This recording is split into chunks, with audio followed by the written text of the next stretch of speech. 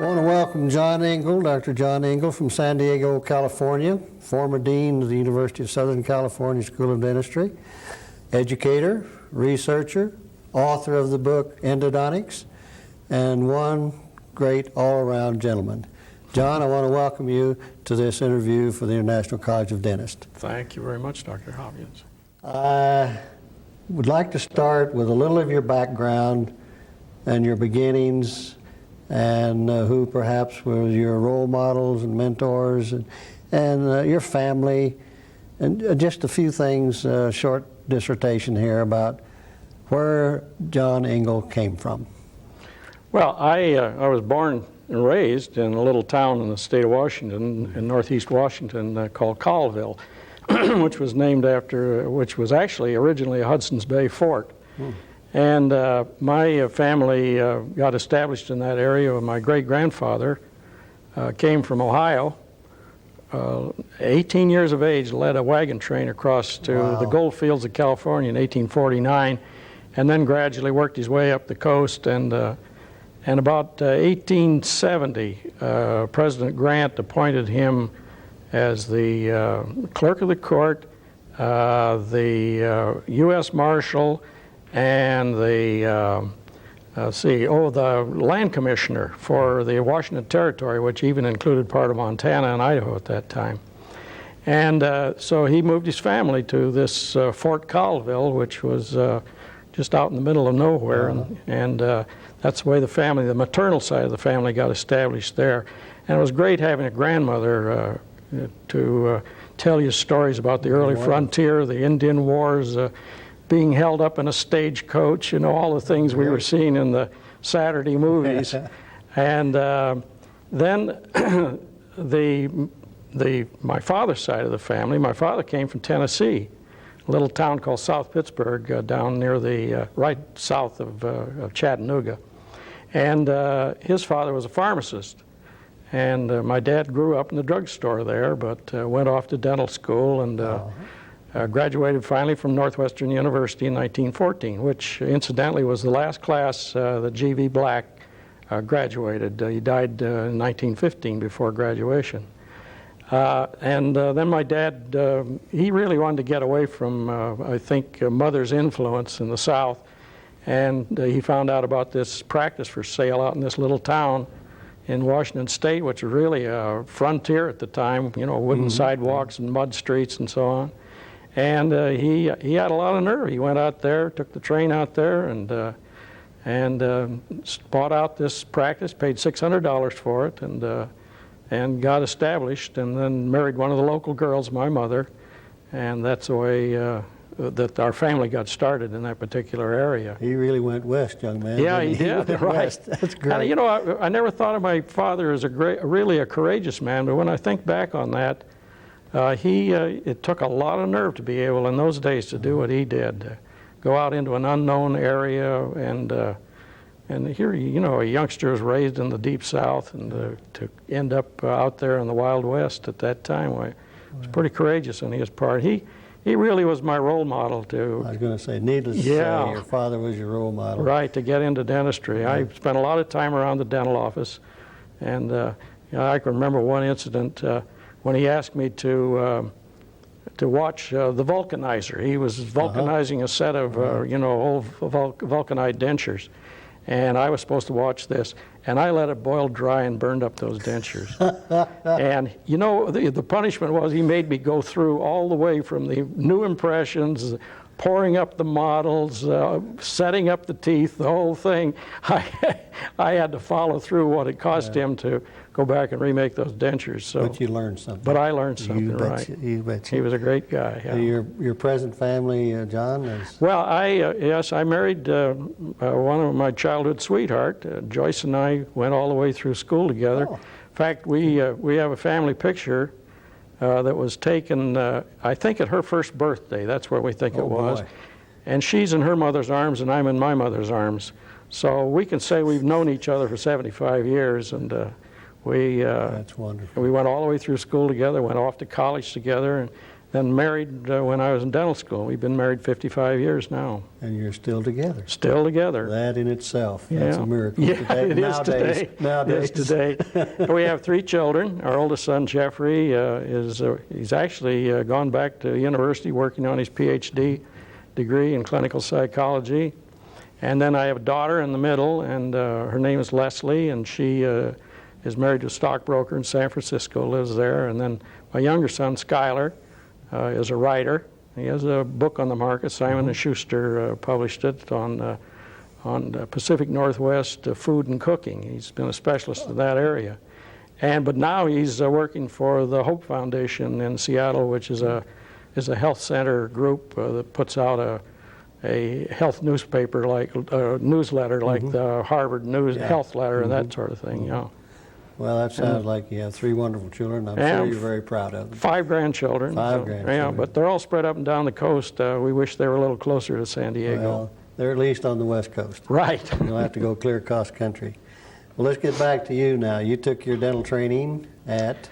Well, after I graduated from high school in Cobble, I went to Washington State University, and my wife went along, and not my wife then, my sweetheart, and I took 2 years there. In those days, you could get into dental school with 2 years. And I went to, that was 1936. I finished high school. So I went 36 to 38 at Washington State University in pre-dentistry. And then I was accepted at Northwestern University, my father's old school. And I graduated there in the class of 42. And, you know, we had a pretty distinguished class. One of our members of our class was John Anderson. People remember from his days at the Pankey Institute and tragic early death, wonderful guy. Another was Clifton Dummett, who probably is the best-known black dentist in the United States. Yes, fine gentleman. And, or a dentist who was black, I guess is the better way to put that. And another member of our class was a chap named Chetty Jagan, and he went back to his home of then British Guyana, and now it's the nation of Guyana, and he's the Prime Minister of Guyana. So he did well? So he did well, yeah, right. So we had a pretty distinguished class, 72 of us in the class. Okay. When I look back on my education at Northwestern, I was very, very lucky. I had the opportunity when I went into the service right after that to match my skills and my knowledge with dentists from other schools, and I realized what a good education we had for that day. That's one thing the military showed a lot of us. Yes, that's right. From the different parts of the United States, how education was and what was emphasized and what was de-emphasized. Yeah. I went to school during the war years, and well, I was appalled at some of the things that these other chaps didn't know that I thought were just common knowledge. You went into what branch of the service? Well, initially, I was assigned to the 13th General Hospital. I went back to. They alerted us, called us back. I'd gone back to my hometown, taken the state board in Washington, was practicing with my dad, waiting to be called. And so they called us up. They alerted us that we were going to leave. So I went back to Chicago to join the 13th General. And they downsized all of the general hospitals. They used to be, they took a whole ship to move a general hospital. And now they wanted to get it down so they could move them with airplanes. And so they cut, I think, 8 dental officers and 12 or 14 medical officers and a whole bunch of nurses off of the size of the hospital. And so I was the youngest one, and I was the obvious first one to get lobbed off. But then, fortunately, I was assigned to what was then the U.S. Army Air Force. And I was sent to Lincoln, Nebraska, and I served, almost 3 years at Lincoln Army Air Force Base, and then I was transferred to Scottsfield, Illinois, and I was there for about 6 months, and then the war was over. I was transferred then to Fort Lewis, Washington to be mustered out, and I spent about 3 or 4 months there and then was mustered out, returned home, went back into practice with my dad. For how long were you in practice with your dad before you got that time, first, the other time I was only about 6 months before I had to go into the military.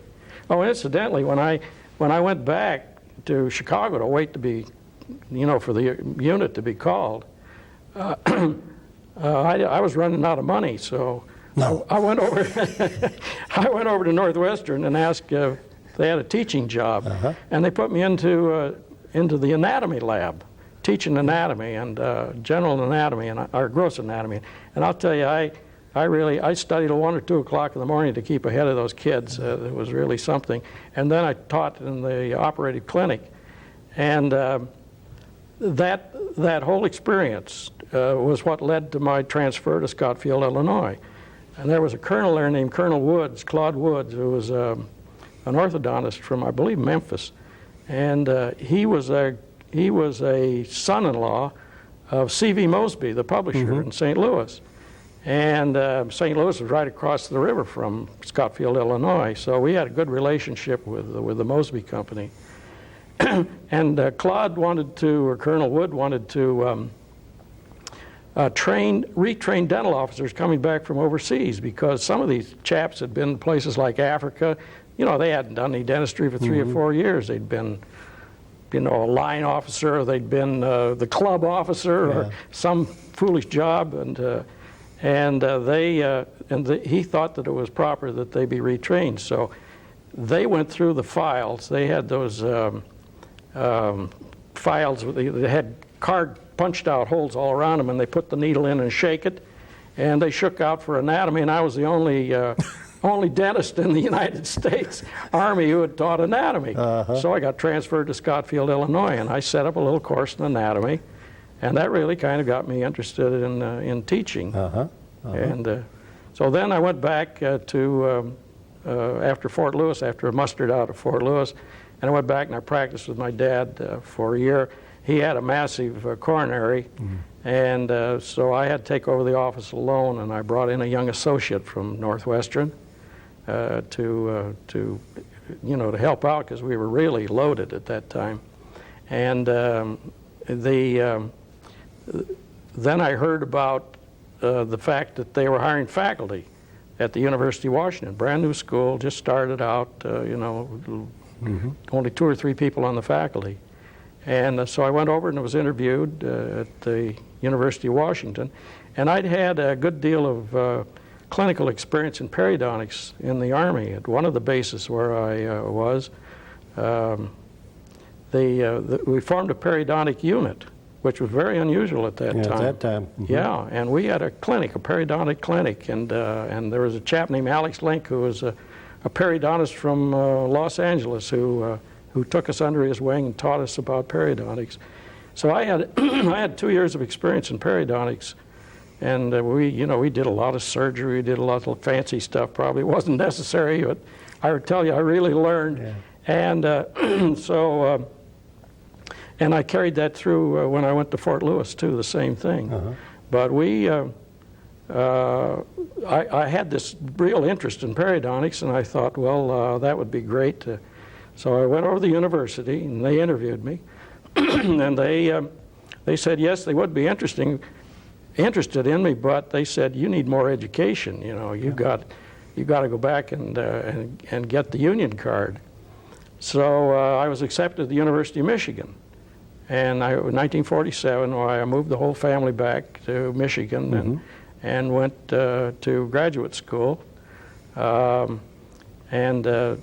again, why I was lucky, I hit a pretty famous group. There were 4 of us in the periodontic program, and Sig Ramford, who became a famous periodontist and head of the department at the University of Michigan, was one of my classmates.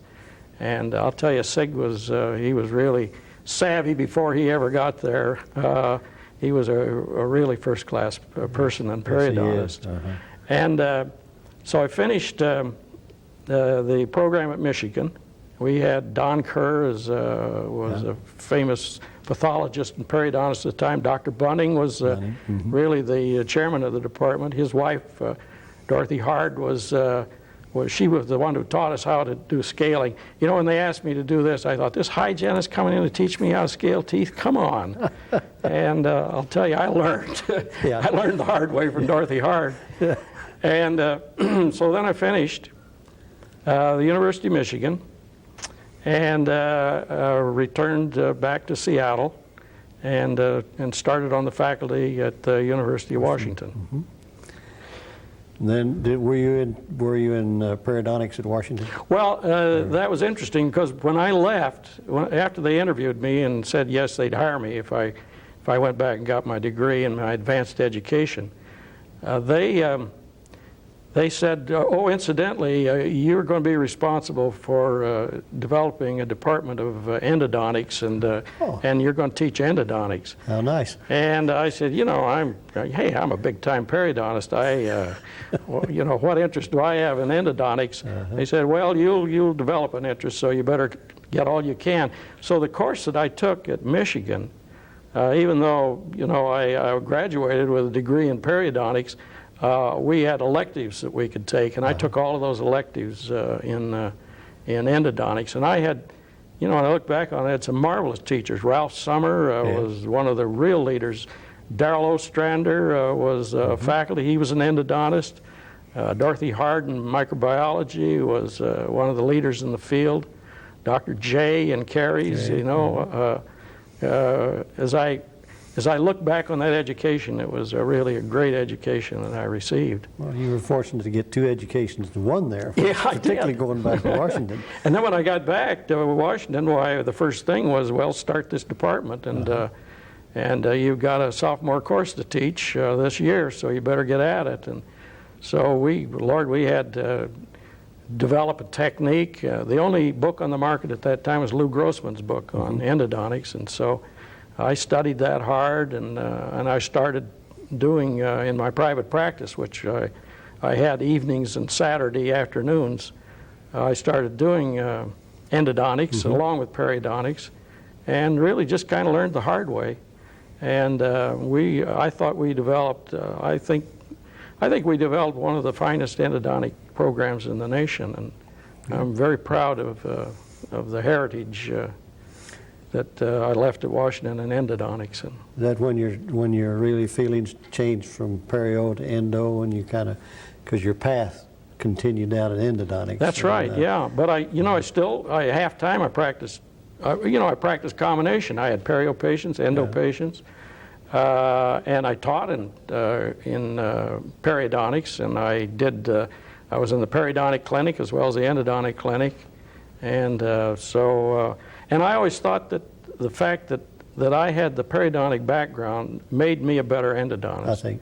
I understood surgery better. I certainly had to learn all of the basic oral histology and pathology that were necessary for periodontics, and that applied right down the line in endodontics. And I also I think learned more about about pain and pain control. And at Michigan, we also had to take courses. I took almost a year of internal medicine. I took 6 months or a semester, I guess, of clinical laboratory diagnosis. We took clinical diagnosis. I even took a course in pediatrics, which I thought was kind of foolish at the time, but I learned about acid-base balance and body fluid balance in that course, and it's always I've always thought stood me in good stead. It did, because they all start this size, you know. Yeah, that's right. So it's good to know. Right. It sure is. How long were you at the University of Washington? I was there 16 years. 16 years. Yeah, I started out, as assistant professor, and after I guess I was there. I worked my way up, associate professor, and our chairman of the combined department, perio-endo department, was a chap named B.O.A. Thomas, who was well known at that time, and he took off and went and joined the Navy. Was sent to Bethesda and did a couple of years of Navy duty, and I was the acting chairman during that time. And then he came back, but he only stayed about 6 months or less, and decided to leave the university and go to Palo Alto and start a practice. And so I was acting chairman then, and finally I was made chairman of the department, and finally full professor, and so I was there a total of 16 years. And you know, we had some terrific people in that department. We had Jack Nielsen, who finally became the dean up at Saskatchewan. He was a great periodontist. Wilf Gallagher, who became the chairman of the department at North Carolina. We had the first woman periodontist on our faculty. Eleanor Woods she was a Canadian and joined us, and she was a great addition to our faculty. Now I want you to make a mental comparison. When you were teaching in the 40s and 50s, and the length of time has passed 40 years, 45 years, and the methods of procedure in endo and the methods of procedures today, I want you to little ramification on what's happened over those 40 or 50 years. Well, I'll tell you that I would have to say that the big changes, the dramatic changes have been made in periodontics.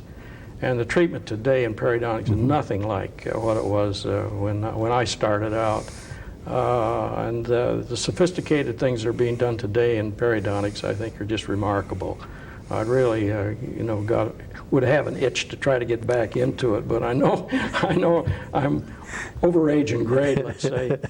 And but endodontics, there've been some remarkable changes in endodontics, but we're still doing pretty much the same thing. We're cleaning and shaping the canal, and we're still using gutta percha to fill the canal, and we have new methods of introducing the filling materials, and we have new methods of preparing and shaping the canal, but essentially it's pretty much the same We don't use silver points anymore? No more silver points. No more silver points. In about 5 sittings? Yeah, right. That's what I think is one of the big things. Well, I tell you, when I started out at the University of Michigan, the cases there, you had to have at least 3 sittings, and you had to have 2 negative cultures in a row. And I'll bet today that half of the endodontics in the country is done in 1 sitting. 1 sitting, yeah. right. And we get the same results. And I think the patients appreciate that. Absolutely, yeah. I really do, because that's where all the jokes are on television. Is, well, I have to have a root canal. Yeah, right. Oh, we're the boogeyman. Yeah, we joined the psychiatrists. Yeah, that's great. Being the boogeyman, yeah. Oh, me. Well, you were there 16 years. And one of the things that we did there, I thought was important. And first of all, what I started out with as a lab manual gradually grew and grew and grew, and it really developed into the beginnings of a textbook. Okay. And I had that textbook pretty well finished by the time I left Washington. So that, I think, was one contribution. And another was an important one. We were having a lot of trouble with endodontic instruments. There were only about six major sizes of endodontic instruments, 1 through 6. And, well, there were other, you get bigger instruments, but generally most of the work was done with 1 through 6. And we kept breaking number 4 instruments. And I couldn't understand why. So we got out a microscope and we looked at the shadows of these instruments. And we realized that the number 3 instrument was the same size as the number 2. And what was happening was that we were jumping literally from a 2 to a 4, and we were breaking the 4s because the canal had not been prepared in between, a tight canal. And so I wrote an article in the O Journal, and I said, hey, come on, when are these manufacturers going to get together and bring us out some standards in the business? And there was only one company took me up on it, and that's a Swiss company called Maifer. And the Maifer company, they at that time, their distributor was a Star Dental manufacturing company in the United States. So Maifer and the chap at Star Dental, the president of Star Dental, and I sat down, and Maifer, gave us a little money to do this, and I hired some students to work with me on it. And we developed a standard for endodontic instruments, and we switched it to the metric system. And the first instrument was a number 10, and that meant it was 10/100ths of a millimeter, and 15 was 15/100ths, and so on, all the way up to 100, which at the tip of the instrument was 1 millimeter. And so I first presented that particular idea at a conference that was held at the University of Pennsylvania. And all the endodontists thought that was a great idea, but it just fell flat with the manufacturers. They weren't about to change. They admitted that the difference between the 2 and the 3 was that the number 3 machine was older and it was wearing out. Yeah, right.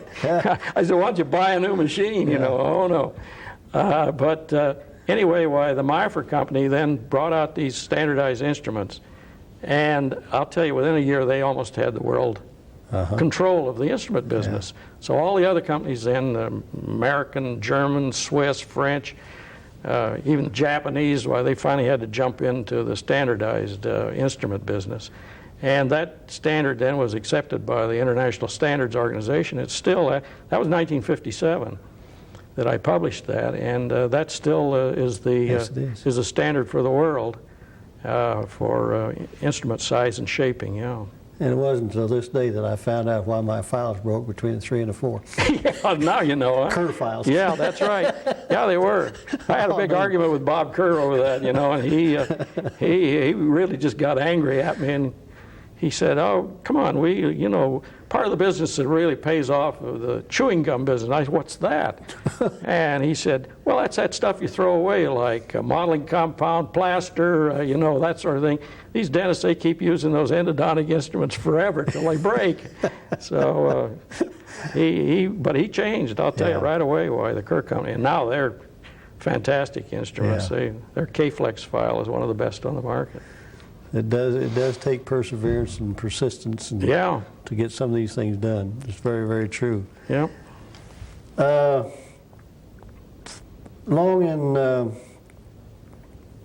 was it in the 50s that formed the American Board of Endodontics? You were one of them? I think it was 57 that the board was formed. And I was the youngster in the crowd. The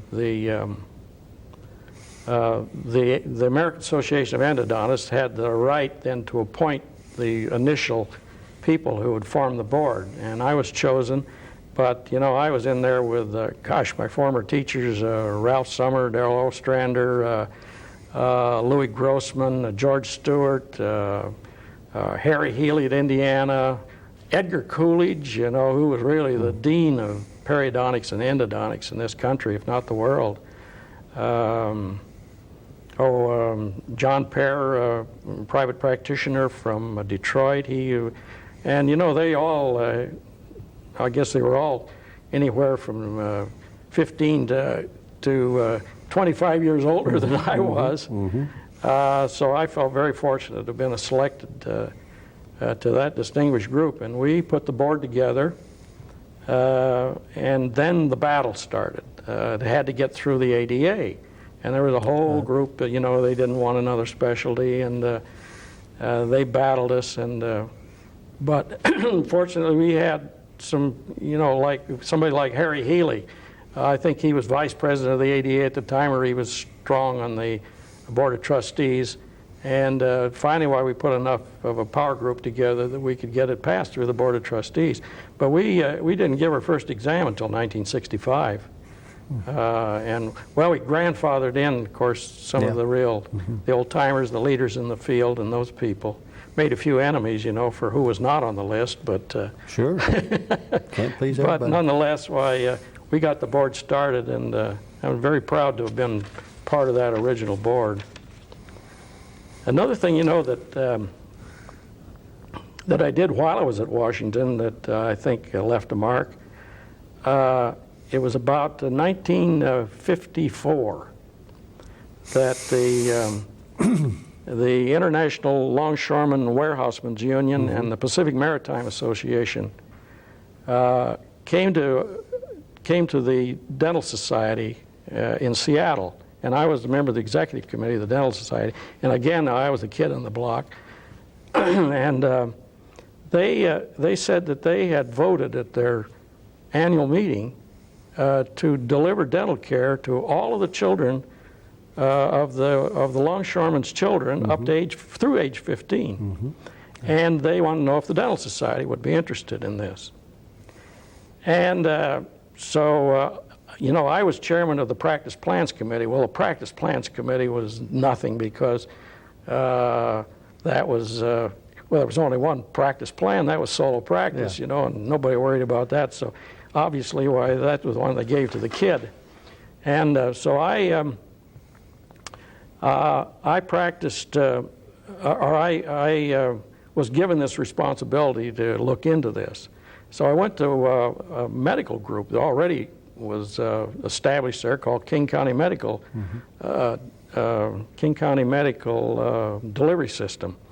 And they were one of the early excuse me, providers like Blue Cross Blue Shield. And I got all the, you know, the corporation bylaws and all the information that I needed from them, and all I had to do was go through, and wherever it said medical, I changed it, put dentistry. And we had this whole thing together, and then we presented it. The committee presented this to the executive committee of the Seattle District Dental Society, and they hit the ceiling. You know, at that time, why the head of the president of the Longshoremen's Union was a guy named Harry Bridges. And Bridges was always, he was an Australian, actually, naturalized American. And he'd always been accused of being a communist. And so immediately, why, the old boys jumped all over me, you know. We're not going to mess with that commie so-and-so, and we're not going to get tied up with him, and just forget it. And so, you know, I licked my wounds and crawled back to the university. But this was happening all up and down the Pacific coast, because, you know, the union ran all the way from San Pedro to Bellingham. And so the ADA got word of what was going on. And so they sent Harold Hillenbrand, who was executive director of the ADA, and a chap named Rudy Friedrich, who was oral surgeon from Columbia University, and he was chairman of the Practice Plans Committee for the ADA. So they sent them out to the coast to find out what was going on. And Harold, they started in Seattle, and so they called a group of the executive committee, a meeting of the executive committee, and Harold and Rudy came in, and I presented the committee's side of this thing about why I thought that we should join up with the ILWU. And then, you know, the other side, sitting on the other side of the table, incidentally, they just hit the ceiling.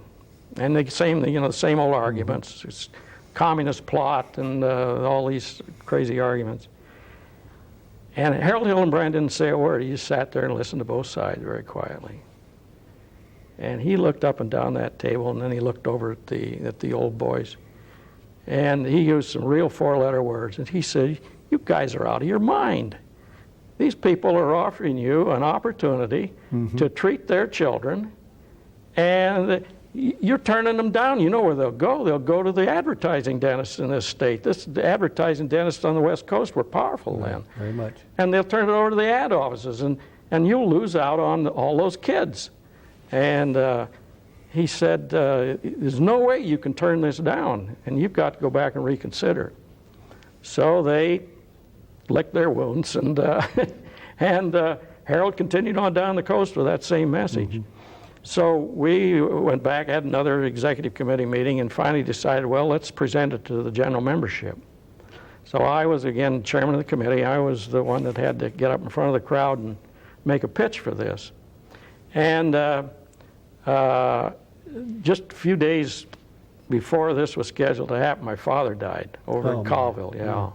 So I had to go over and bury my father, and then come back, and 2 days later I had to get up before the Dental Society and make this. And I'll tell you, there was a huge crowd out. And so I, you know, presented all of the positive things, and some of the other guys got up and presented some of the negative things. We ought to turn it over to the private insurance companies. We shouldn't bother with this, and dentists have no right to be dabbling in business, you know, that type of thing. And this is a commie plot came up again. And so they voted on it, and by George, they voted it in. And so we were off and running. And but because it involved more than Seattle, it involved, of course, there was a port in Tacoma, port in Bellingham, you know, along the coast, Everett. they had to make it a statewide organization. So the Washington State Dental Service Corporation was born, and that was the first dental service corporation in the nation that finally has grown into what's now the Delta Dental Plan. But I was always proud of the fact that I had a small role to play in getting this whole thing started, because I felt if dentists got a hold and got control of their own destiny instead of turning it over to some big insurance company, why, we would have a lot more control. And I think it's proved out that way. Right. And now, many, many years later, 35 years later, I was in Washington looking at the Washington Dental Service Corporation. Is that right? Brought it back to Oklahoma, formed the Oklahoma Dental Service Corporation, and was severely chastised also. You had the same battles, heard the same arguments. I understand your Yeah, position, right. John, very well. Very well. Yeah. Well, that's great. But we do know that's where the beginning of coverage was, right out there on the West Coast. That's right, yeah. And you were a very instrumental part of it, too. Well, in Southern California, that area turned it down. Oh, boy, that really split the Southern California Dental Society right down the middle.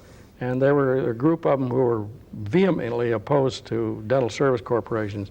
And they always wore white buttons at the dental meetings, so they were called the White Button Boys.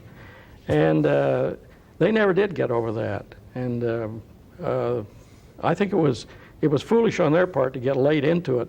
A chap named Max Shane, he just cut a deal with the union, and he went down into the harbor area of Los Angeles area, San Pedro area, and he built a big dental clinic, and he hired a bunch of people to work for him, and he started delivering care to these kids.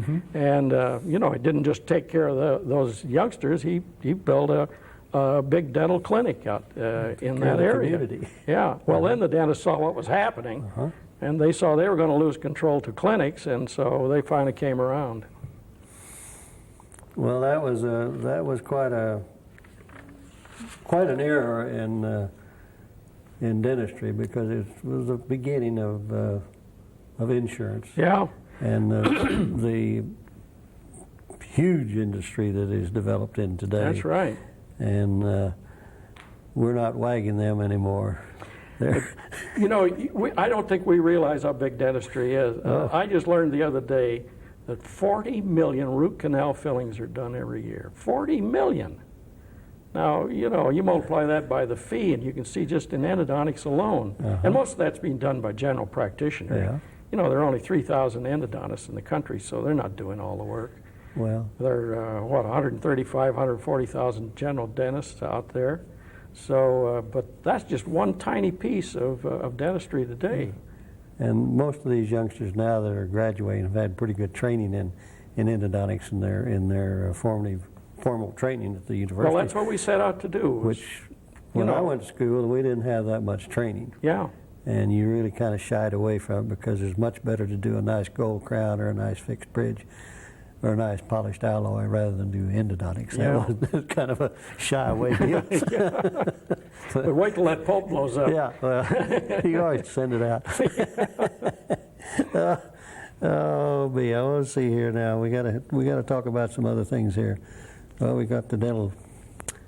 All right, we've pretty well covered Washington, I think. And what was the interim time from Washington before you went to USC? Well, it was 1964 that I received a letter from the University of Southern California from the president asking me if I'd be interested in being considered to be the dean. And I found out later that a good friend of mine down there, Dr. Dudley Glick, had put my name in for consideration. So, I wrote back and said, yes, I would be interested, and so they invited me down, and I met with the committee, the Dean Selection Committee, which was headed up by the head of oral surgery named Marsh Robinson. And they were very gracious to me. They interviewed me. But I was not unknown at USC, because I had started, I think it was 1952 or maybe 53, I started going down to USC every year, and I put on what was called a one-week course in endodontics.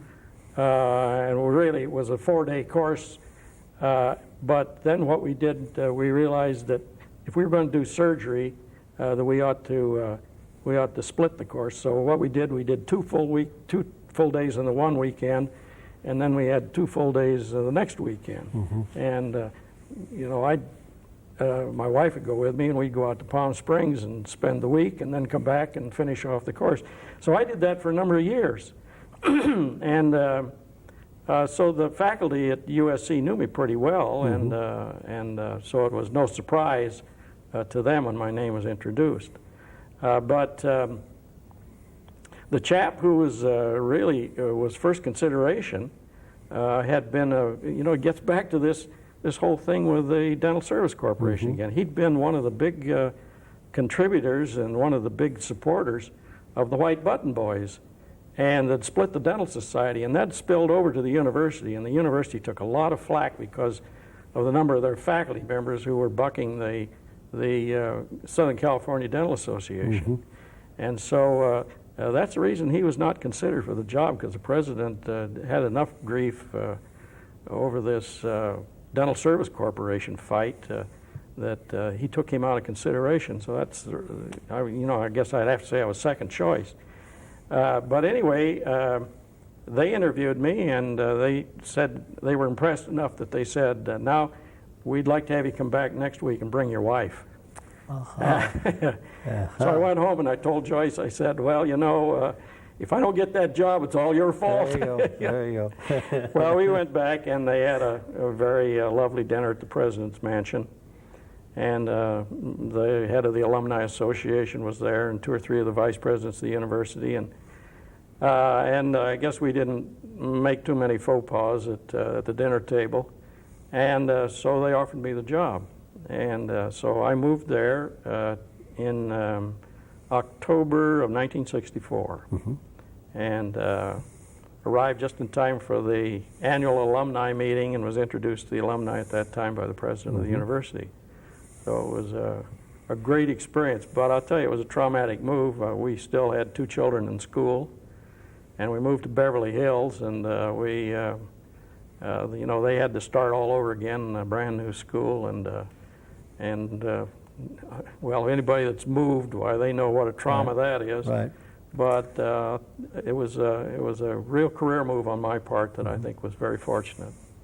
What was your main challenge when you went to USC as dean? Well, boy, I even hate to say this, but the president of the university told me, he said, the way things are going there, you know, if it keeps going like it is, that's going to end up being a barber college.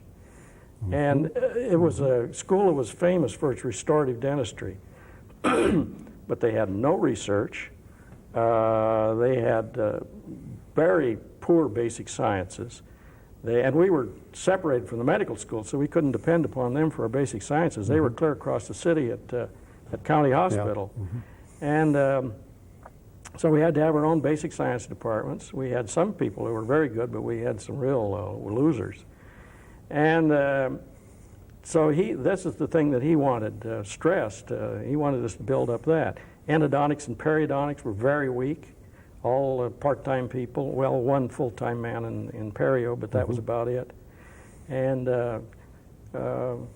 it was really aimed toward, well, it was a gold foil school, you know, which was fine. I was trained in Northwestern, GV black gold foil. You know, I really had nothing against gold foil, but an inordinate amount of time in the laboratory courses was devoted to things like gold foil and that sort of thing. And there were a lot of things that were just being sloughed over.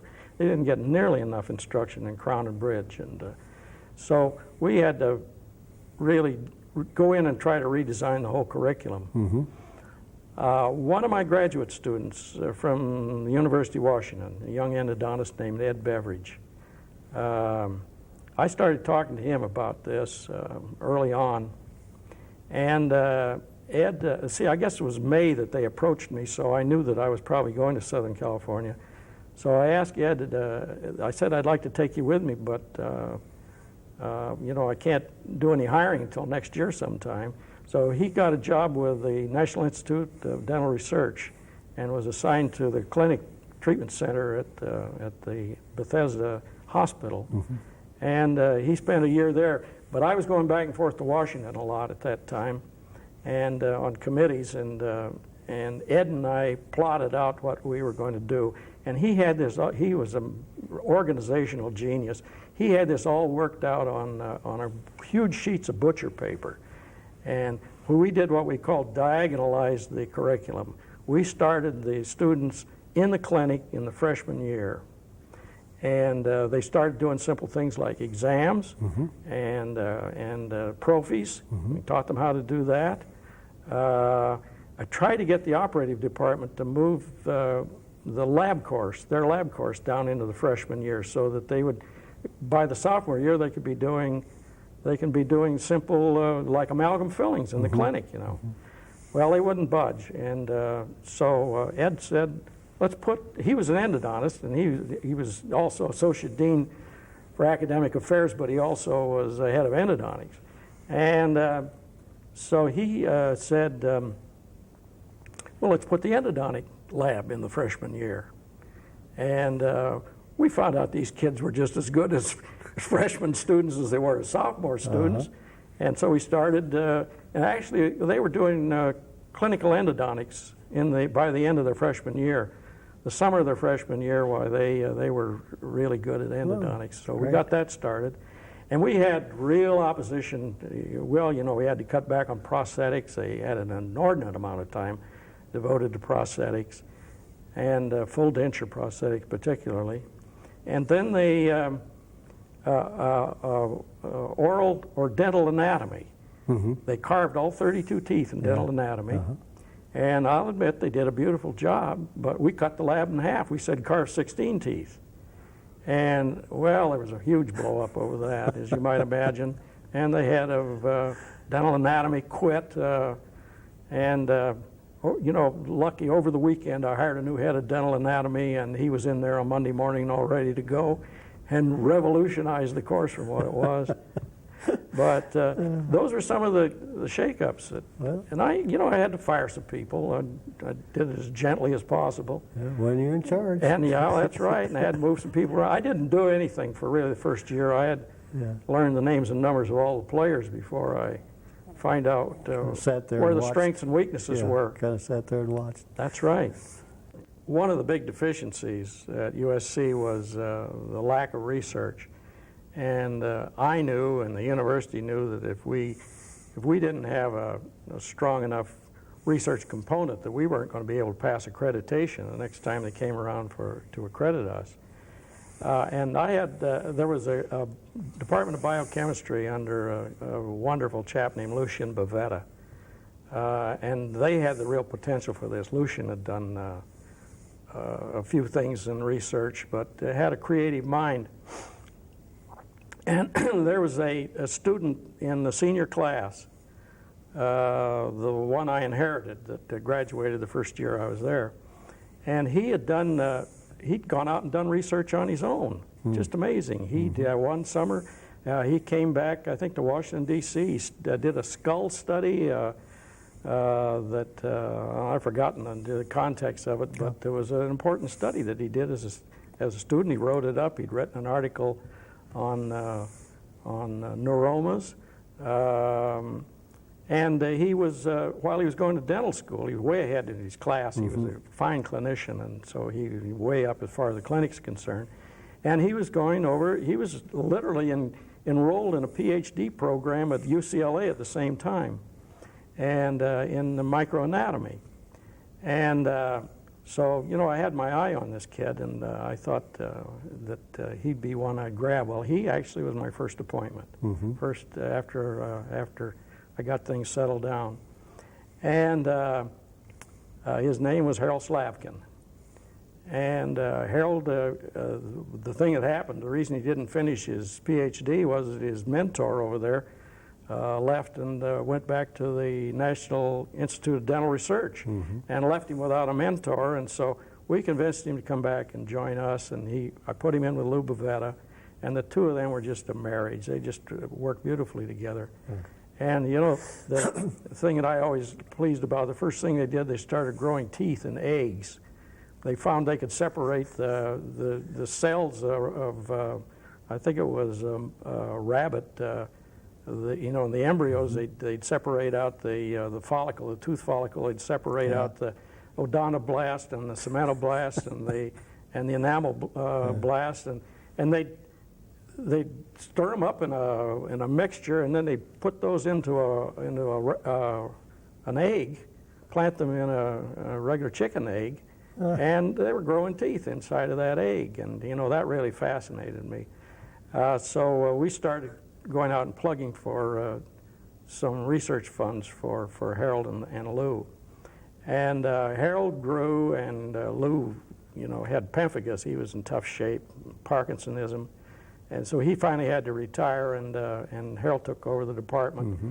And he grew, and he developed a department of developmental biology, which was the pride of the nation. I don't think many general dentists knew Harold Slavkin, but I'll tell you, the scientists certainly knew who he was. And not just in dentistry, he was all over the field. And he had finally developed a single laboratory. A building was given to him by the County of Los Angeles over near the county hospital. He developed it into an absolutely beautiful laboratory in developmental biology.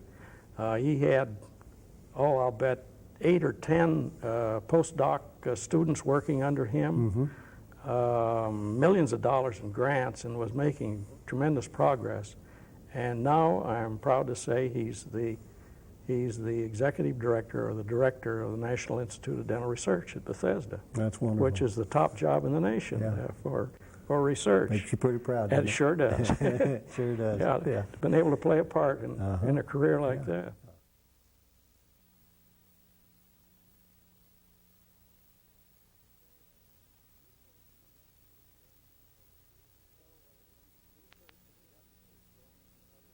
So the research, then we got research going in other fields, in dental materials, areas like that. We hired a young man out of the Rensselaer Institute back in New York in dental materials, and we expanded that area, and I think USC really took off. For a number of years there, we not only were grabbing all of the student awards and the graduate student awards at the ADA meetings, we were even starting to pick up some of the clinical awards as well that were being generated by Hal Slavkin into the clinical area.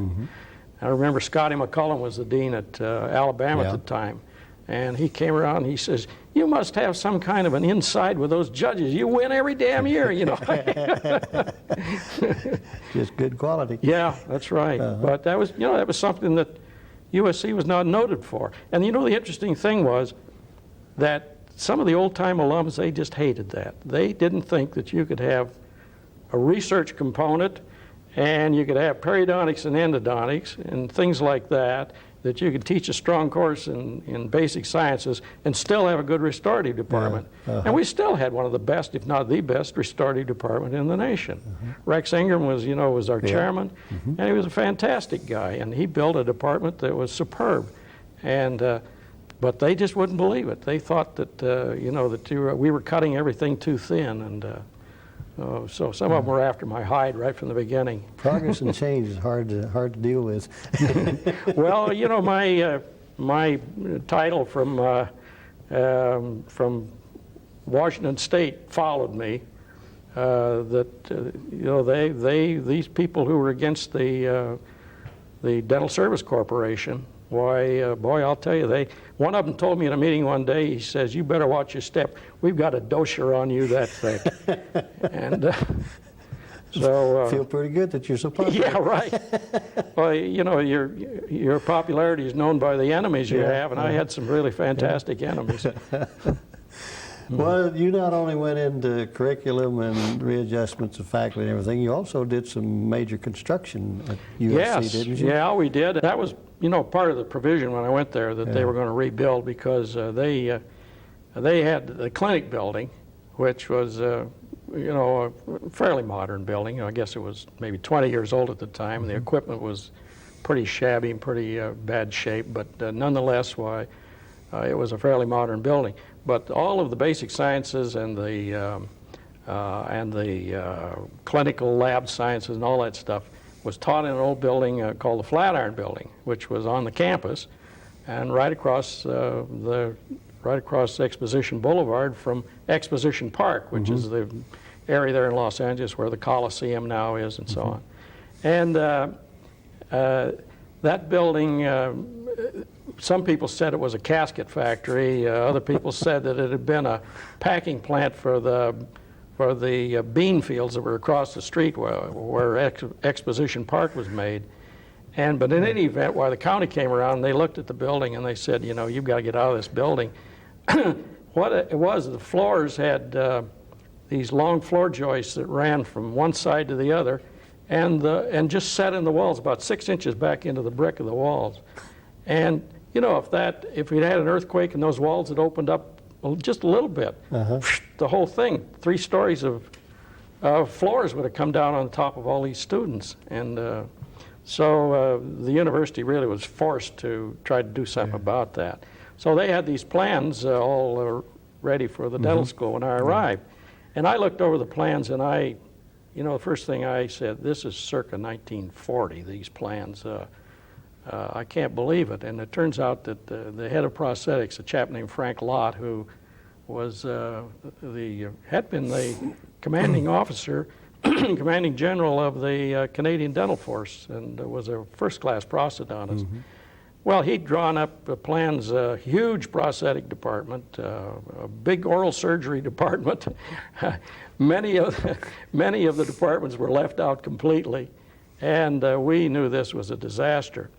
And about that time, the group in Washington, the committee in Washington, which I later became a member of, that made these decisions about if federal money went into these buildings, why they were being inspected by this group. And so this group came out, and I remember Bill Mann from Michigan was on the group, and Hamilton B.G. Robinson from Kansas City. He was a member of the group. And I'd alerted them ahead of time that I was unhappy with these plans. And they ripped into those plans. Boy, I'll tell you, they carried the water for me.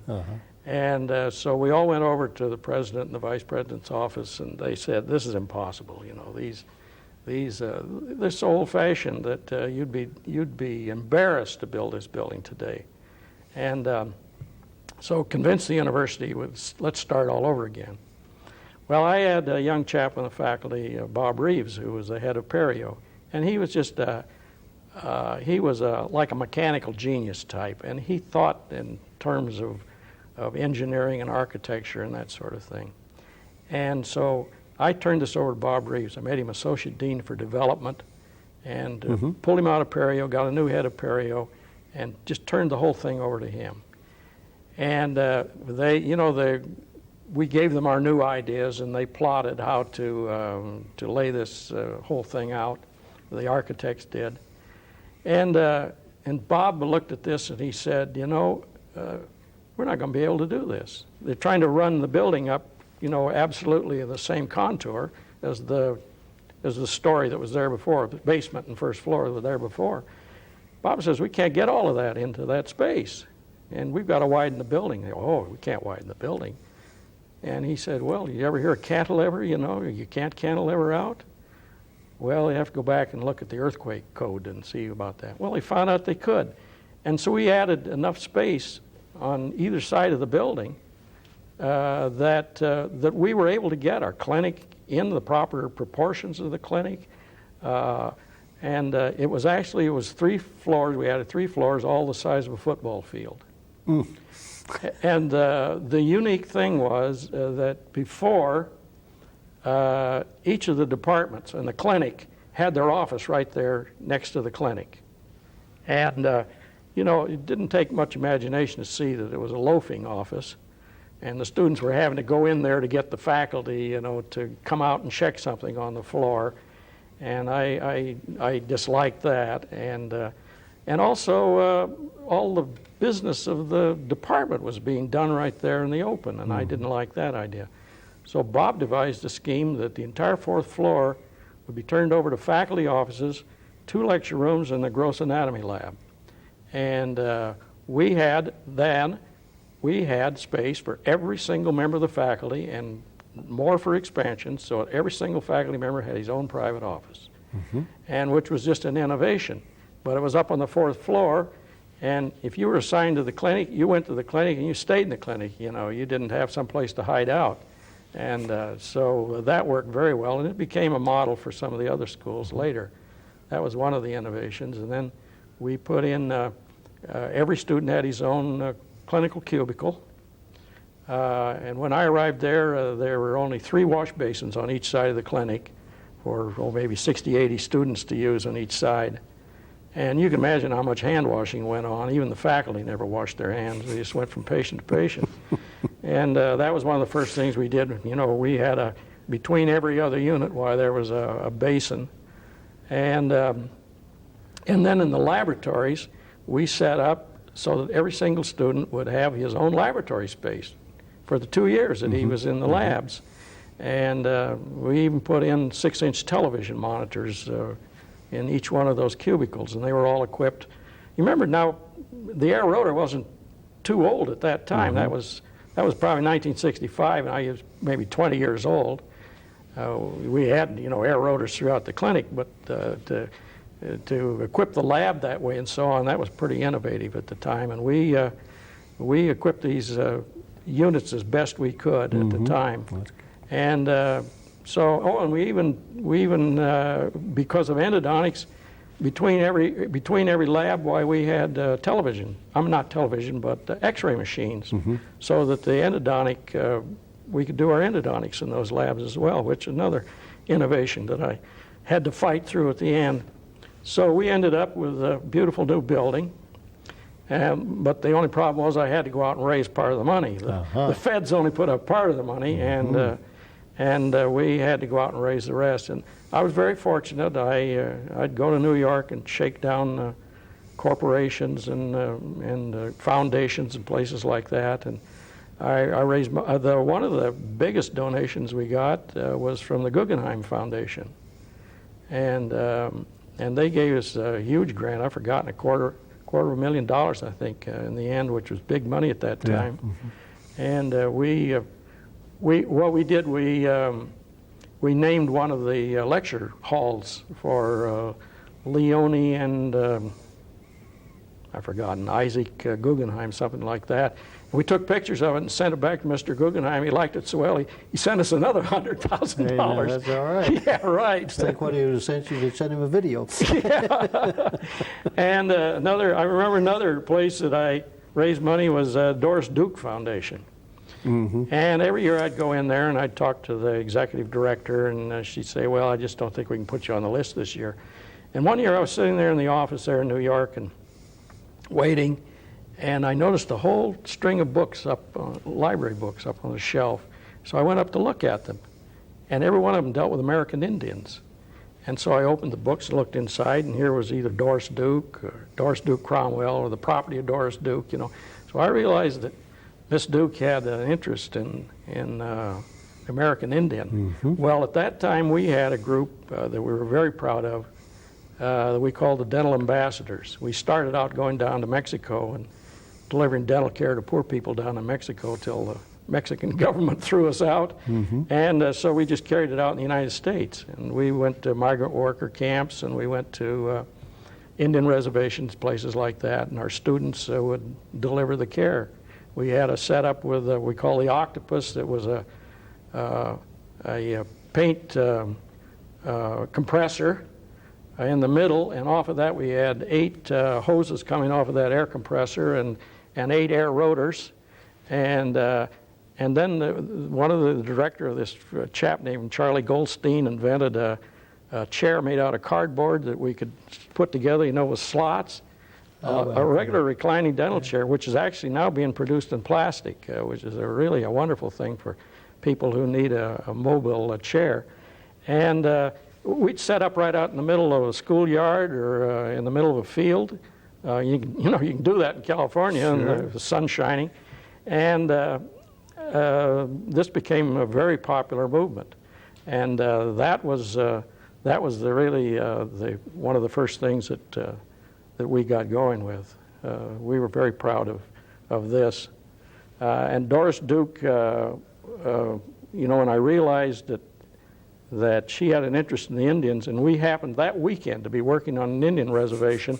Just happened. Yeah, it actually was. Working on an Indian reservation up in the High Sierras. And so I told this executive director, I said, oh yeah, we're very interested in American Indian, you know, we're up there, we're working on them, we're doing dentistry. Oh, is that right? Miss Duke would be interested in that. You know, before I got home, why we had a check. I've forgotten the first check was $20,000. And here again, why we took pictures of these little Indian kids being worked on and sent it back. And the next year we got another big gift from her. And it really was the beginning. We bought trailers and mobile homes and converted them into dental offices and expanded the program from that. It's a big part of the educational program now at USC. That's great. And UCLA uses it on the weekends that we don't use it. They use our equipment on the weekends that USC. It's really put to so use. it's out there almost every weekend. That's wonderful. And Loma Linda, incidentally, they have a similar program, Indian reservation program, that's been very helpful. It's good to hear somebody's taking care of our own people rather than somebody 10,000 miles away. Yeah, that's right. Wonderful. We've got plenty of problems right here. Yeah. John, I know you were involved in other things in and outside of the university, and I understand at one time the government came in and wanted to put in a dental clinic down in the Watts area of Los Angeles. Yes. It was a very destitute area. That's right. And they called on you for some help. Well, they asked the university. Well, yeah. Okay. If they would, you know, they wanted us to oversee the building of a medical dental clinic in the Watts area. And the county had some land down there. They bulldozed out the burned down buildings. So Dr. Roger Egerberg was the dean of the medical school, so it was his responsibility to handle that side of it. And they came to me and said, we want you to oversee the development of the dental clinic. So Roger, they got the medical side finished first. And so Roger had to hire somebody to head up the whole thing. And he picked one of his young men from the medical faculty named Bob Tranquata, fantastic guy. He's since been dean of a couple of schools of medicine. And and the black community just blew up. He wasn't black. You know, come on, what's the idea of staffing a clinic down here in our midst and not have a black? And Roger realized, you know, he'd made a mistake. And he and I used to go down and sit with this neighborhood committee that just gave us fits. And rightly so, you know, we made some mistakes. So the dental clinic, now we're building the dental clinic and planning. And I thought, well, I'm not going to get in that trap. I'm going to get me the best known black dentist in the United States to do that job. I'm going to go all out. And so I approached Cliff Dummett. And he was the head of the VA clinic at the hospital, the VA hospital in Chicago. And Cliff was a classmate of mine, as I told you, so you know, it was easy to communicate. And so he came out and he took a look at it, and we went down first of all and we looked at devastated Watts. This was about, must have been 66, something like that. And so you know, one of the things he said was, but I don't understand how the people feel about it. Well, I knew that one of the baseball players with the Dodgers, John Roseborough, who was the catcher for the Dodgers, that he was married to a Watts girl and he lived in Watts. And so by that time I'd gotten to know Walter O'Malley, who owned the Dodgers. So I called Walter and asked him, you know, if he could arrange for us to meet John Roseborough. And he said, sure. And he sent us tickets to his box to go to one of the games. And then Cliff went into the locker room and met with John Roseborough. And I think Roseborough convinced him. I didn't convince him. I think Roseborough convinced him it was a thing for him to do and make a great contribution. So anyway, Cliff agreed to come out and head up that clinic. And I thought, boy, you know, I really got it this time. And he'll hire some of the black dentists around the area, and that'll solve this problem. Boy, I'll tell you, the first thing that surprised me was the black community blew up. The black dentists. And a lot of these guys had been students of his at Meharry, because he was the dean of Meharry prior to that. And but they resented it, and then I found out what they were sore about was the fact that he was from the outside. They thought I should have picked some local guy to do it. Well, there wasn't anybody that I thought had the stature to head up that important position. And so that was a mistake I made. Well, it wasn't a mistake hiring Cliff, because he turned out to be just great. But, and then the other thing that I didn't recognize, and I didn't really realize this until recently, that there's a dichotomy in the black community between the Caribbean blacks, and Cliff was that. He was from British Guyana. Yes. And the American blacks. And evidently they think of the Caribbean blacks, because so many of them speak the King's English, you know, especially from a place like Guyana, Yes. that they look upon the other blacks as inferior. And I had no idea this was going on. So that might have been part of the thing. So anyway, I finally, one of the people who was working there emerged as a real leader, and so we appointed him, and I brought Cliff into the dental school as associate dean for extramural affairs. And he handled the community dentistry part of our program, and public health, and any programs like this dental ambassador program that we had going out in the countryside. He was responsible for those programs. Well, it kind of was a damned if you do and damned if Yeah, you it don't was, yeah. situation. Well, I'll tell you, I learned some lessons, yeah. Well, is there anything else you'd like to talk about during your tenure as dean? Well, it went along swimmingly for, I guess, seven years, something like that. But boy, getting that building finished, and the interesting thing, we got a lot of flack from the alums over that. They walked through this new building and they said, "Gee, these kids have got it too good. Boy, we used to have to suffer over there in the old S&T building, the Flatiron building, and grousing about things like that we thought were absolutely necessary."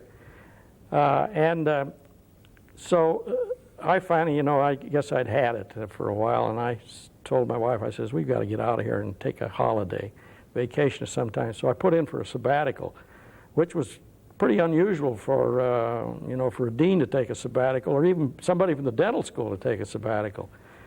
And but the 7 years, I'd been there 7 years, so the university said fine. So I took off for 6 months, and we have a summer place up at the foot of Mount Rainier that I built when we were in Seattle. And so my wife and I went up there for to do the sabbatical, and I, like I always seem to do, I was working on the textbook, the next revision.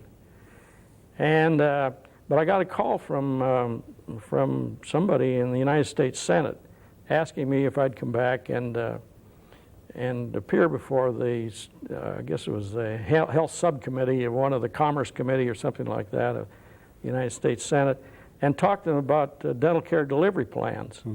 And I was interested at that time in the New Zealand dental nurse plan, where these trained dental technicians really went out, not technicians by our sense, but dental nurses as they called them, went into the schools, had little clinics in the schools, and they took care of simple things. They did, did amalgam fillings and the prophies, and they even did some extractions, which surprised me, for these school kids. And New Zealand had, they had the best record of in the world of the youngsters. Their DMF rate was probably the lowest in the world because of these dental nurses. So I thought, well, that'd be a good thing to start in the United States if we could do a pilot study to find out whether it would work or not. And we were lining up a couple of schools there near the university where we might be able to do a study. And a chap named Jay Friedman, who's a Columbia graduate dentist, was out there. He was very interested too, so we teamed up on this. And so we appeared before the committee. And Ted Kennedy was Senator Kennedy was the chairman of that committee. And I remember one statement he made. He said, "Well, are you here to give us more of this drill, fill, and bill?" Yeah. Thanks a lot, Senator, But we talked about this, and of course it went into the congressional record, and the word leaked back to Los Angeles, and boy, I'll tell you, it hit the fan. You know, I heard words like, what's he doing back there with that commie senator, you know, talking to him, and I'd gotten permission at the university to do this. I didn't just do it on my own.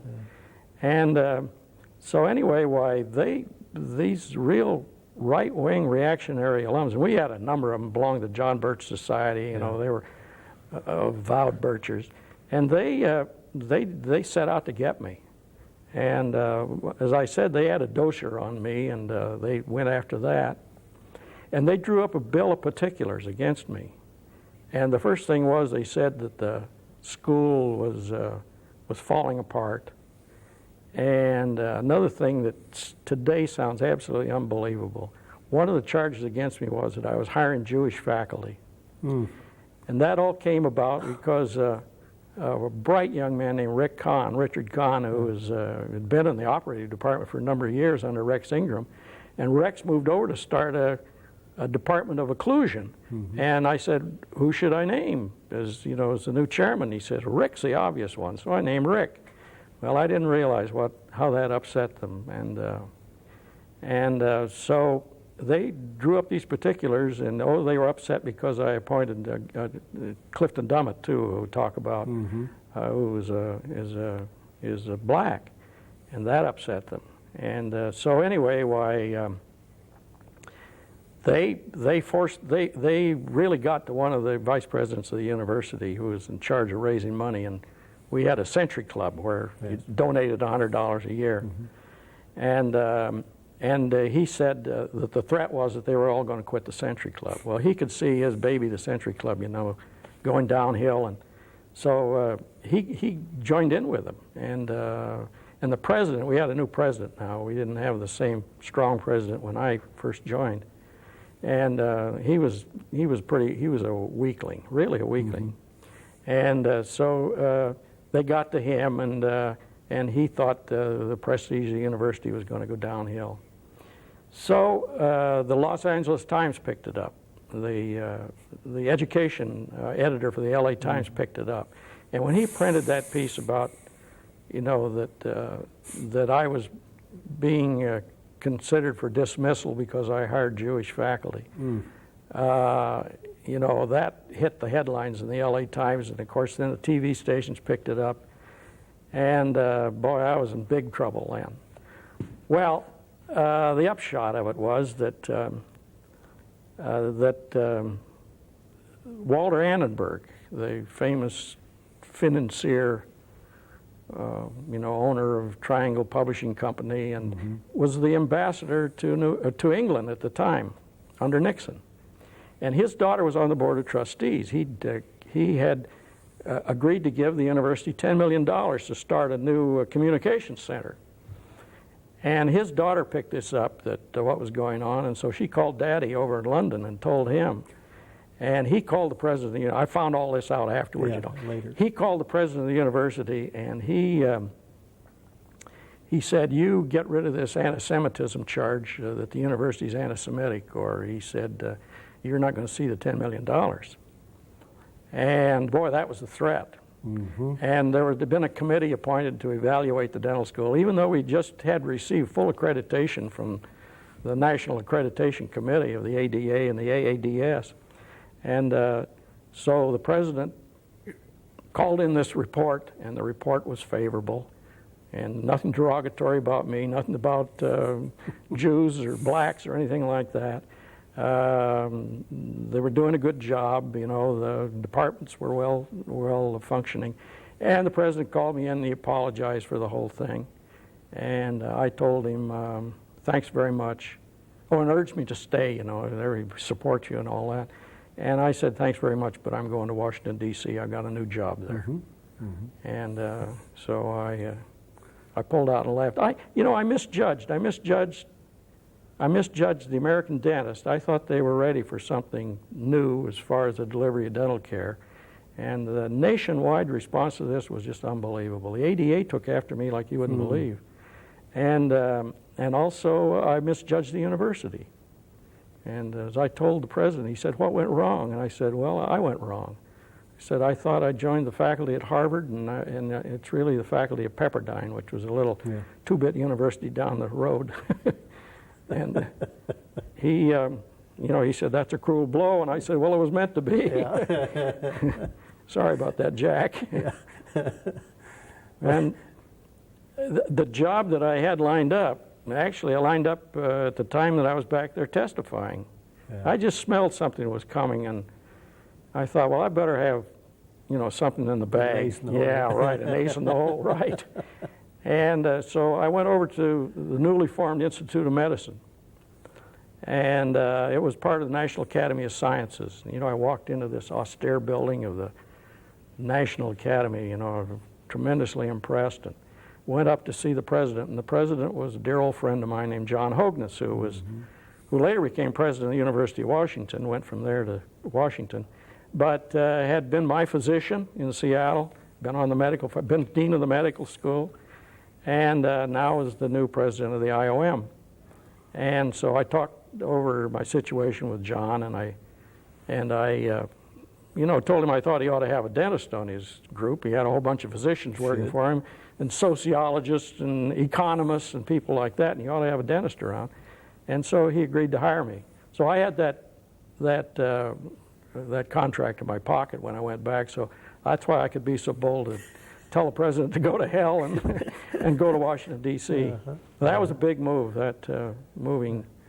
And by that time, our kids were out of school, so Joyce and I were on our own, so we could pretty freely move. Went out with a flourish. Yeah, that's right, yeah. I left a lot of enemies, but I'll tell you, I left an awful lot of friends. That's I true. think the big highlight for me in that whole controversy was when 300 of my students and faculty marched on the president's office with signs and stood outside his window and chanted, save Dean Ingle, save Dean Ingle.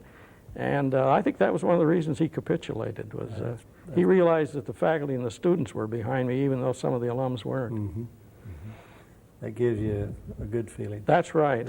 I felt good about Can't that. get that any other way. And I'm not only proud of the friends that stuck with me, but I'm proud of the quality of the enemies I had too. So. High class. Yeah, right. Oh, all right. Now you spent some time in Washington. Yeah, I joined the staff. How long were you there? I was there 6 years. 6 years? Yeah. You did a lot of traveling then, didn't you? Yes, I did. Yeah.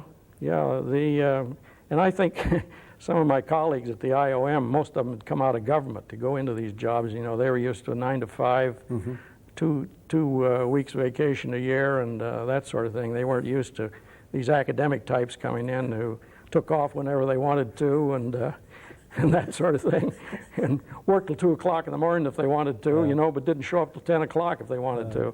So I was asked to do a number of things while I was there at the IOM, and yes, you're right, I did quite a bit of traveling then. I can't say that my tenure at the IOM was all that good. I went there with the idea that this would be more of an action group. And what I found out was it was a reaction group. They were being asked, the IOM, the Academy of Sciences, National Academy of Sciences, was founded clear back in Abraham Lincoln's career, presidency.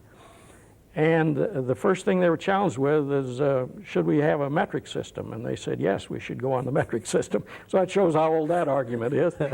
And the next thing was, would it be possible to ironclad the wooden ships? And they found that it would be, and what was it, the Monitor or the Merrimack, one or the other was the outgrowth of that. So that's the way they got started. A quasi-government organization chartered by Congress, but independent, so that they could be asked to do a job mostly through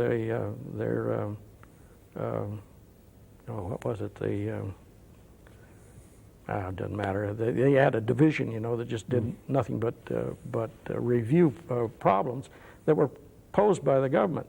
And when I arrived there, the thing that was posed by the government was, what does it cost to educate a student in the health sciences? Nobody knew. And medicine, dentistry, and nursing, gosh, they even went to podiatry, even veterinary medicine got into the act. And that was the first thing I was thrown into. Well, that was kind of fun because I traveled all over the United States, even visiting schools of podiatry, optometry, and as well as dental schools, medical schools. And we put all the figures together and we presented to Congress what it really cost to educate a student. It turned out that dentistry was the most expensive. Mm-hmm. If you tacked in the hospital training of the physician, why then of course they were the most expensive. And if you tacked on research, then they were the most expensive. But just pure educating the student, dentistry was the most expensive, which I already knew, but this proved it. And so we went from that. We did a study on should saccharin be removed from the food chain, and we studied all of the literature and the research on that, and we came down with a report that saccharin should be removed from the food chain. We presented it back to the Congress, who authorized us to do it and paid for it. And the soft drink companies came down on them, and the packing plants in California, using saccharin as a sweetener. And so they put a moratorium on it, 18 months. It's still going on. We still have a moratorium on saccharin. And so I wanted to get things started in prevention. And I looked at the prevention program preventing airplane hijackings, and where they'd put a scanning machine in every even small town airports had an X-ray scanning machine and one of those indicators you go through, metal detectors. And that had become tremendously successful. We just stopped hijacking like that. And you have to think back now, there have been some incidents since, but most of them have been overseas. They haven't been in the United States. And so I thought, well, if we'd apply those same principles to some other things of prevention, like airbags in automobiles, smoking, I was dead set against smoking. And I thought that that's the sort of thing we ought to get into. Trouble is, dependent upon the IOM, and of course the National Academy of Sciences, depends upon grants from somebody who requests you to do something. And nobody was requesting us to do a study on airbags, least of all the automobile manufacturers. And so I was starting to become disenchanted, and I finally was put over into the International Health Division as staff director for that. And the last thing we worked on there was the effect of DDT on the malaria mosquito in India. I didn't have any interest in that. And so they were getting disenchanted with me too, I know that. And but the last thing that I did there was that I put in to the Kellogg Foundation for a grant to have an international dental care delivery symposium.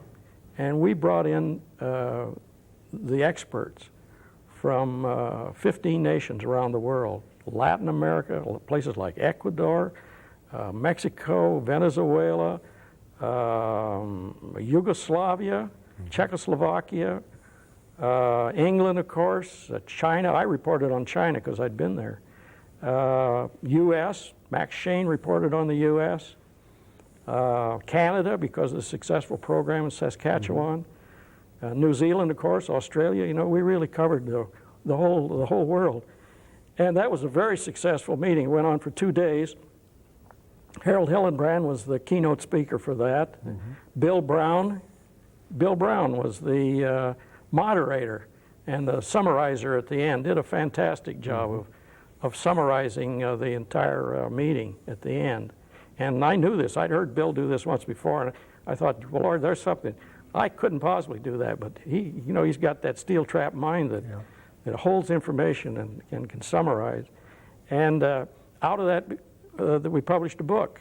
The woman who lived next door to me in Georgetown was an editor. And so the two of us took all of this information, all of these tapes, and had them transcribed, sat down, and we edited this into a book, and it was published by the Kellogg Foundation. And I've been told, it's been very influential in around the world in distribution of different ideas about delivering dental care. I was amazed at some of the things going on in these third world countries. Just amazed. Yeah, we get locked in our own little world. I know we do. Yeah, that's right. Yeah, that was a pleasant thing. finally, why, well, when we arrived there, we arrived 2 weeks before the Watergate trials. And my wife and I, we were lifelong Democrats and Nixon haters, I guess you could say. And we sat there watching that boob tube and cheering everybody on. My father-in-law was an old line Democrat. He sat there calling Nixon all the dirty names he could think of, through that whole thing. But nonetheless, we went through all of that, and then we saw, Ford come in and Agnew go out with his brown bag, and Ford come in and Rockefeller, and then Jimmy Carter finally elected, and my wife became very active. She was on the Carter transition team to go into the White House. And in fact, they invited her to become part of the staff of the White House. And so we talked to some people, and they said, well, if you want 16-hour days and 7-day weeks, why, we'd be happy to have you. Well, she was not about ready to get into that trap. Looking for that. No, right. We were ready to rack it up anyway. And I'd worn out my welcome at the IOM, I guess, so we took off and decided to retire, and that's when we moved to Palm Springs. Yeah, and you retired. Yeah, some you retirement. Sure did. You yeah, sure well. Did. This brings us into the Institute. Well, I guess I lasted 2 or 3 months, and I got bored, and everybody said, well, you have to learn to play golf, and there was a golf course right across the road from our condominium. And I thought, come on, I gave that up years ago. I don't want to go back and start hitting the ball again. So I went over to Desert Hospital, which was the big city hospital in Palm Springs. And Frank Sinatra had built a continuing education center there in memory of his father. Beautiful auditorium, and with some small conference rooms downstairs. And so I found out that they weren't using those, the whole building wasn't being used on the weekend. So I went to the powers that be there, and I said, I'd like to rent the Sinatra Center for the weekends and put on dental seminars. And so they talked it over in their executive committee, and they decided that was a good idea. And so the thing was that pleased me was they said, I'll tell you what we'll do. If you'll get it started, we won't charge you anything the first year. So first year, we broke even the first year. And but we did get started with the Palm Springs Seminars, Inc., formed a corporation to do this, and Chapter S Corporation. And by January of 1989, we put on our first seminar. I guess we put on about 10 that year by April. And then the next year, the 89-90 season, we started in October, and we ran clear through till April, and we used that pattern pretty much for 12 years we did that. And I'll tell you, we brought in the finest speakers in the nation. We had wonderful audiences. That was one of the things I was afraid of. People come to Palm Springs to relax, and who wants to go to a silly dental meeting, And but these guys were eager, and we very seldom did we have any. They maybe if we slopped over a little past noon, they had a 1 o'clock golf date, and tea time. They might take off, and make the tea time. But I'll tell you, it was a wonderful group to work with. We made many friends there. In fact, we still correspond with some of those people who came in, and we had one of, Bob Shire was one of our favorites, and we put on laboratory courses, and by that time we'd become involved with the Annenberg Center, which Walter Annenberg had built out at Eisenhower Hospital, which was just in Rancho Mirage, the next town. And that was a wonderful addition, and it had lab space in it. So now we can put on lab courses. So we rigged up, go back to the old octopus. We used nitrogen tanks and air rotors, and we put on all kinds of courses. We had, I think the cream of the crop came to, and I didn't have any trouble getting people to come to Palm Springs. They loved to come there. Very pleased. And we paid them well. We gave them 20% of the gross, so if they attracted a good crowd, why they went home with a good honorarium. I had another great experience that I forgot to mention. When I was flying back and forth from USC to Palm Springs there when I was giving those courses, I sat down on the plane next to Walt Disney one day, and I introduced myself, Dr. Ingle, and he said, "Are you a doctor or a dentist?" Yeah. And I says, "Well, I'm a dentist." He says, "Boy, you guys have got a long way to go." I said, "What do you mean?" He says, "Why don't you solve that caries problem?" And I said, "Well, you know, we're working on it." And he says, "Well, you got a long way to go. You better get busy." You know, he started out, he's real belligerent. And then he turned to me and he said, "You know, I owe a lot to dentistry." I said, "You do? You mean to your dentist?" And he said, "No, dentistry saved my neck." He said, "Twice in my life, I was all ready to go broke and dentistry saved my neck." And I said, "How did that happen?" He said, "Well, I had a struggling business in Kansas City, Missouri. And I was making little trailer films and advertising films that were shown in the local theaters, and I was doing some of the animation myself. And he said we were against the wall, and we were ready to declare bankruptcy. And he says a doctor came to me from an institute, dental institute that had been formed there in Kansas City by a rich dentist. And he wanted me to make a film about how to brush your teeth. And he said they tried to make one, but as soon as the brush went in the mouth, then you couldn't see anything. So he said, "Yeah, I could do that by animation." That's right. So he said I figured out what I could do it for, and I told him $900. And I made the film, and it was called Tommy Tucker's Tooth. And he said, they paid me the $900. I made $250 profit. He said, "You know, Doc," he said, "I bought me a straw suitcase, a first-class ticket to Hollywood, and I've been going first class ever since." How about that? Well, another thing he told me was that was the one film he didn't have a copy of, that had been lost. And their archives at the Disney contained every single thing that had ever been done by Disney, but they didn't have that film. And somebody told me that there was a copy of that film in the ADA film library. So I called the ADA and asked about it, and they said, "Oh, we've transferred our entire film library to the National Library of Medicine in Bethesda." So I called there, and they said, "Yes, we've got not only that, Tommy Tucker's Tooth, but we also got Clara's First Tooth," I think it was called, which the second film that he did out in Hollywood that again saved his neck. How about Yeah, $1,500 for Clara, big though. time. Yeah, Big right. time.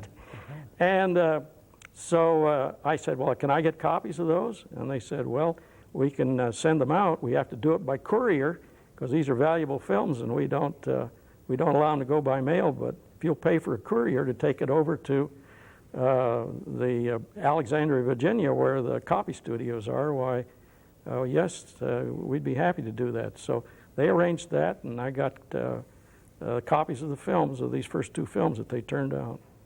That's a Yeah. great story. Yeah, isn't it? I doubt if there's very many people know that Walt Disney, perhaps his success came from dentistry. Yeah, well, and the interesting thing was that I thought when I went to USC and I was having to raise funds, boy, he was the first guy I was going to tap because he said, "I owe something to dentistry." And he died. Yeah. I'll tell you, tragedy. Oh, that was too bad. Yeah.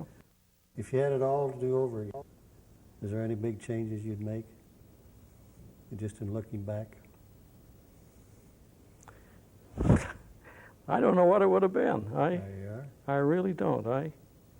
I really enjoyed myself. We've traveled all over the world. It's evident by talking with you. I've lectured. My son once said in a piece, mailing piece that we did for PSSI, that I lectured on every continent except Antarctica, and that was true. I got invited all over the world to lecture, and I was on some commissions that studied the state of dentistry in places like Iran. We spent time, and I had an absolute rule. If I went overseas, my wife went with me. That was it.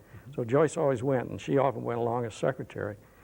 We did a study in Israel, of the dental school in Israel. It was sponsored by Hadassah, the women's group. They'd asked Walter Cohen, the dean of Pennsylvania, to put together a group, and they wanted the leader to be non-Jewish.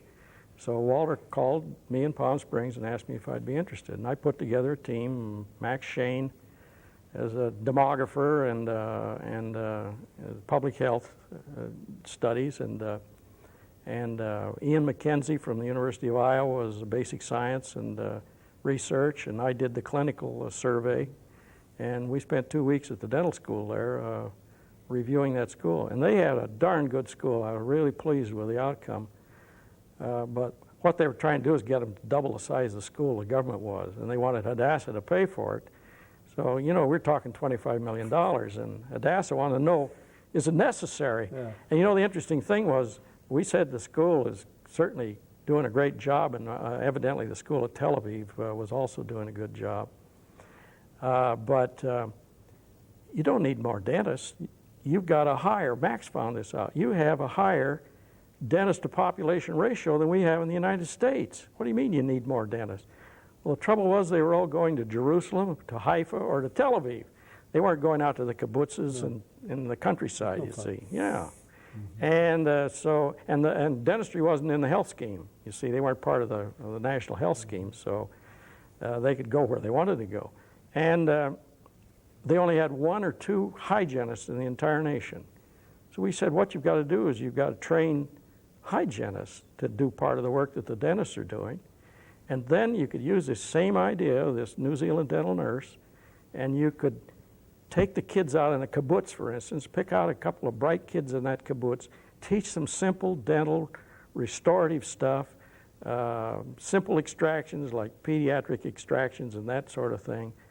And they could take care of the needs of that community out there. And then you send the important stuff into a hospital. That didn't go over with the government. They thought that was kind of a lousy idea. They wanted more dentists. But nonetheless, Hadassah made their decision on the basis of that. And they said, no, we're not going to give you the money. And the school has gone along, and now they put the money in, modernize the school. I understand it's a really first-class place. And we recommended pretty much the same thing in a study in Iran, where we did a review of Pahlavi University. And there again, no hygienists in the country. And their big problem was the nomads. I think it's a third of the population of Iran wanders around all the time. No dental care, no medical care. We said what you have to do is get someone like the New Zealand dental nurse to take care of the dental care. You need a barefoot doctor like the Chinese who stays with the tribe. Don't bring them into the city and train them. You know, they'll stay in the city if you do that. Go right out and train them right there in the tribe. And of course, shortly after that, where the revolution happened, so the whole thing went down the drain. Yeah. And here you are, retired again. Yeah. Working probably harder than you have the last 30 years. And I'm sure you're working on the revision of your book. Well, I was glad to get the 4th edition out, and you know, that book's done very well. It's been it's been translated into Italian, Spanish, Portuguese, Japanese. It's worldwide. It's sold well over 100,000 copies now. Great. So it's good to see something like that really lasts. But you have to dedicate yourself to revisions. And again, I'm a little over age and grade. I have a wonderful co-author, Leif Bachland, who's head of endodontics at Loma Linda, and Leif's going to take over the book now. Wonderful. Yeah. It's been a real pleasure to have you here, John. It's been my personal pleasure to get to sit down with you and thank you, Bill, and have dialogue. And it's always a greater thing for us when we have men like you here than it is to honor you than it is for you to give up your time. We enjoy it more, and we want to really thank you. Thank you. I think this is a wonderful thing that very much that the college is doing. Really is. Thank yes. you.